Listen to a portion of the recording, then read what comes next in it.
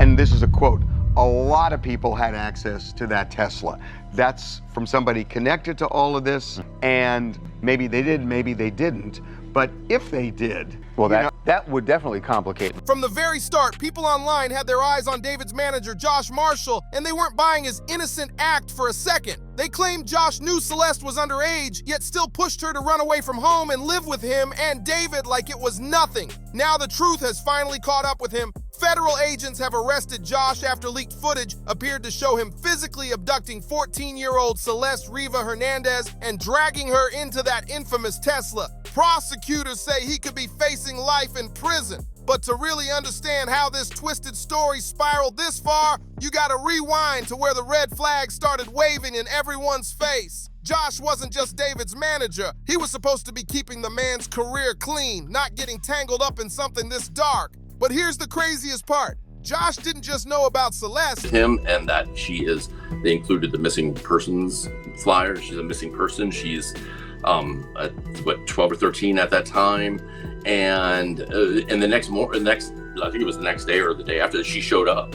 She just showed up on her own. He was warned straight up in black and white. Back in February 2024, a family friend of Celeste sent Josh an email, and this wasn't just any message. It had her official missing persons report attached, every single detail right there. The message was blunt and impossible to ignore. We know Celeste is living with you guys. She needs to come home. And guess what happened next? Just one day after that email was sent, Celeste actually did go back home, which means Josh saw it. He read every word. Knew she was a missing child, knew she was underage, and knew she was directly connected to his own client, David. Yet somehow, only a few weeks later, Celeste was right back at that same apartment, living with David and Josh again. This isn't online gossip. This timeline comes straight from people who personally knew her and tried desperately to bring her home. Lauren Conlon was the writer of that piece, also the host of the Outlier podcast, and she joins me now live. It was a really good break, you being able to connect with Josh Marshall to get him to confirm these things.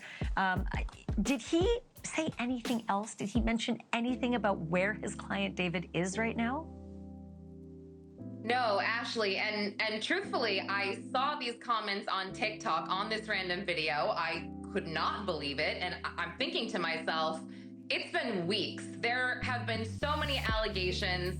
Josh Marshall has not said anything yet. So, in order to file this story, I really had to make sure that it was him and these messages were authentic. So now think about it. If you're managing a rising star signed to Interscope Records and you just found out your artist has a missing 14-year-old girl staying in his house, what's the smart move? You call her parents, you alert the police, you create distance immediately. But Josh, he did the opposite. He stayed completely silent like nothing happened. Private investigator Steve Fisher, who's been on this case for months and is known as one of the top missing persons PIs, even said on Pop Crime TV that the silence from Josh, David, and even Interscope Records was deafening. He said it made everyone look suspicious, like they were hiding something big. And that silence didn't end in 2024. Even after Celeste was found dead, Josh jumped online denying everything. He swore up and down that he never got that email, that he never lived with David, and that he had no clue about Celeste's situation. When people on TikTok started connecting the dots and accusing him of being involved, he fired back saying the claims were baseless and unfair without evidence.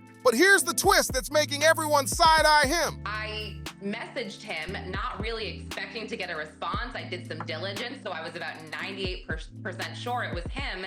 And he did write back, and he just confirmed that it was him, and he just stood by his statements, and that was it. So it really wasn't much of anything.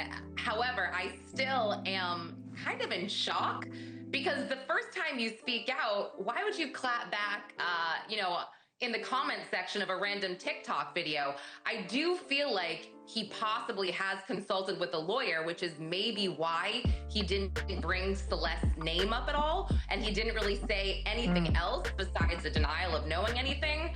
So who knows, but I was just really surprised. Celeste didn't just show up at his place once, she showed up twice. That February email brought her home the first time.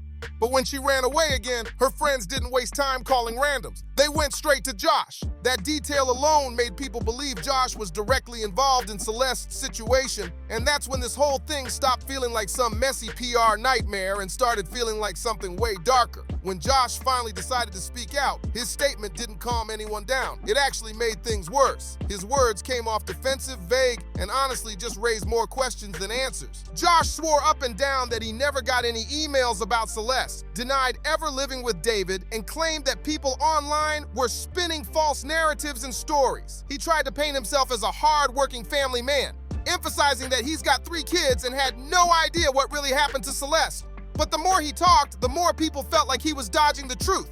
Here's exactly what he... Well, according to Josh Marshall, he did not get any type of email. And this is what I think really possibly triggered him to write this denial. He was just like, no, I never received any email. I have no knowledge. And this statement was actually made on a live stream that I did. And I think what happened was it just got clipped by different TikTokers and different content creators. And the headline here was, you know, Josh Marshall knows. What does Josh Marshall know? And he's like, what are you guys saying? David, as there are many others that work with him on a day-to-day capacity, not me. This news is tragic for so many and for her family. I hope the proper authorities get to the bottom of it soon. Let me remind people, a lot of this is speculation and alleged. In the meantime, I'm with my family helping them emotionally get through the news of this tragedy. Please report on factual information. Now, if you listen closely, that whole statement sounds a little too polished, almost like it was written by a lawyer. People couldn't ignore how conveniently he distanced himself from everything. No emails, no contact, no connection, not even the same state. On the surface, Josh's statement sounded like solid damage control. You could almost believe he was just a family man trying to protect his wife and kids. But here's the problem, the receipts don't lie. That email did exist, the timelines line up perfectly, and Celeste's friends had already reached out to him before when she ran away. Yet somehow she still ended up right back under his roof again. That's not coincidence, that's connection. And then there's the part that shook everyone, the M. When police found Celeste's body, she was wearing a bracelet with a single letter charm. M fans immediately connected it to Josh Marshall, since he's been photographed several times wearing a gold chain with the exact same M pendant.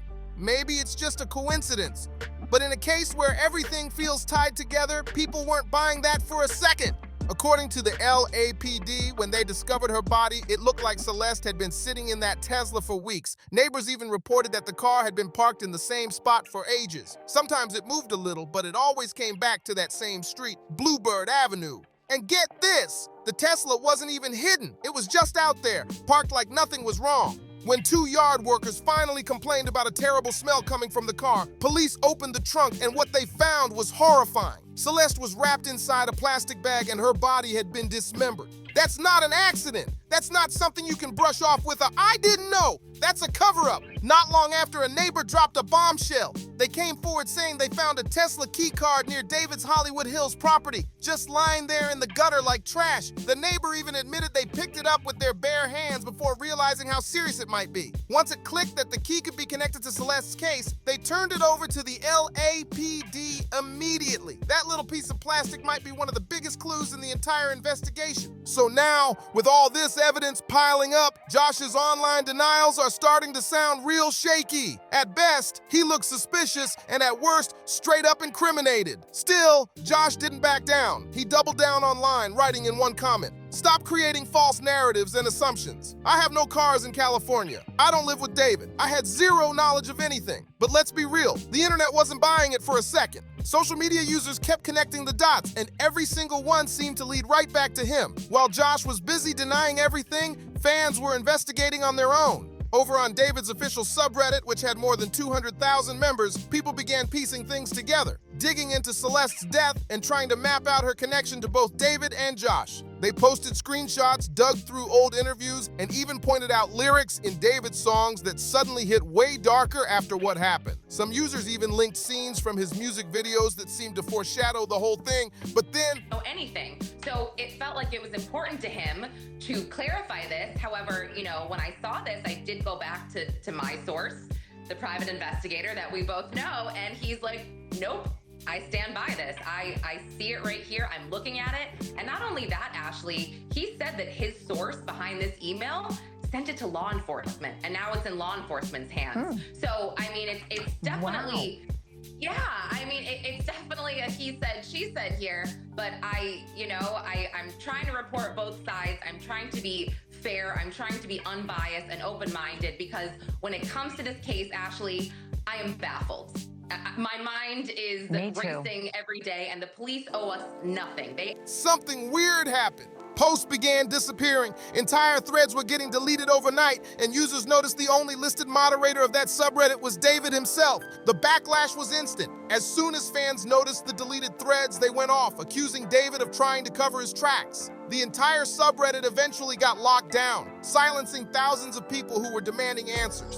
But after that meltdown, the internet did what it does best. They dug deeper. And what fans uncovered next was even darker than anyone expected. Turns out Celeste wasn't the only one. People started claiming that David had a disturbing history of going after underage girls. One person even shared that he once dated an 8th grader and would secretly take trips with her to LA. And get this, since her friends knew about it, David allegedly paid them to stay quiet. That's not just creepy, that's calculated. Now let's be honest. If David was taking these trips while still performing and working under his manager's supervision, do you really think Josh had no idea what was going on? That's almost impossible.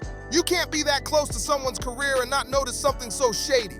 But here's the part that sent chills through everyone. Months before Celeste's death, a chilling comment had already gone viral under one of David's TikTok posts. It read, "Waiting for LAPD to get your ass for messing with the 13-year-old girl." Owe us nothing, and unless we are in danger, unless the public is in danger. So I'm grateful that they're speaking out. However, it seems like more of the same, just in different words. I'm with you. Lauren Conlon, thank you for this. Great job, and I look forward to our next chat. Thanks for being here. Thank you. Thank you for watching. Subscribe below and download our News Nation app right now on your phone, and you will get fact-based, unbiased news for all Americans.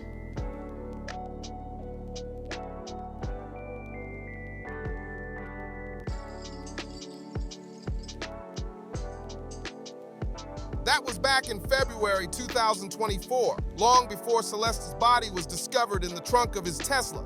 And what made it even worse, it wasn't hidden. It wasn't some secret message or random rumor in the shadows. It was public. Thousands of people saw that comment sitting right there, and David never deleted it, never replied, never even denied it. He just left it hanging like he thought no one would take it seriously. When fans started connecting all this with David's own music videos, things took a seriously dark turn. Suddenly, what once looked like edgy art started feeling like straight-up confession on camera. In his video for One More Dance, David plays two roles, the killer and the victim. At one point, he's seen dragging a lifeless body across the floor before shoving it into the trunk of a car. Back when it first dropped, fans thought it was just artistic shock value. Dark, dramatic visuals for attention. But now, after Celeste was literally found in the trunk of his Tesla, that same scene hits completely differently. It's not just art anymore. It looks like he might have recreated the exact crime before it even happened. People can't stop asking, was that just a creepy coincidence or something far more sinister? Either way, once fans made the connection, they couldn't unsee it. It's like the truth was hiding in plain sight the whole time. Yet while fans were connecting dots and digging for answers, one major player stayed completely silent. Interscope Records. This is the same powerhouse label that helped build David's career, but when the internet exploded with questions, they said nothing. No press release, no we're aware of the situation, not even a quick statement to distance themselves. And for a lot of people, that silence screamed louder than any denial ever could. It didn't help that this is the same label that once signed Cassie when she was still a teenager, so fans were quick to call out the pattern, ignoring the fact that one of their artists is now being linked to a dead underage girl. That felt shady, like they were protecting their investment instead of demanding justice. The outrage didn't stop with David. It came crashing down on Josh Marshall too. As Interscope kept silent, the internet only got louder. On X, formerly Twitter, people weren't just questioning David anymore, they were dragging Josh right into the fire. Everyone remembered that email, everyone knew Celeste had lived with him before, so when Josh tried to deny everything again, nobody was buying it. One viral post exploded online saying, "The silence is deafening. David, you have nothing to say about your underage girlfriend ending up dead in a car registered to you? And you, Josh Marshall, you knew everything about his life. You managed him. How are you both still quiet?" The comments just kept coming and they got brutal. Another user flat out wrote, "Arrest these two. They're right here. One or both of them did something to Celeste. Josh knew she was underage and missing, locked them both up. LAPD is taking too long. That post alone racked up thousands of shares and sent the internet into a frenzy. People weren't just angry, they were furious. By that point, it wasn't just about shady lyrics, deleted posts, or eerie coincidences anymore. To fans, it looked like a coordinated cover-up. An artist, his manager, and even a major record label all keeping their mouths shut while the body of a 14-year-old girl was found in his Tesla. Every day that passed without answers made people more convinced that the truth was being buried on purpose.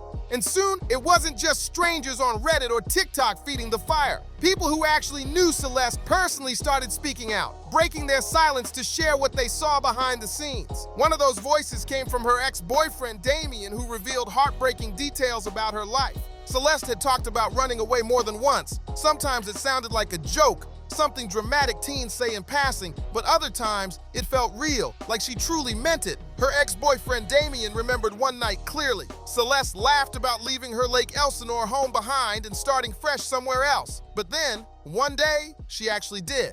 Damien's mother, Jamie, backed up his story, saying Celeste had confided in their family about the problems she was facing at home.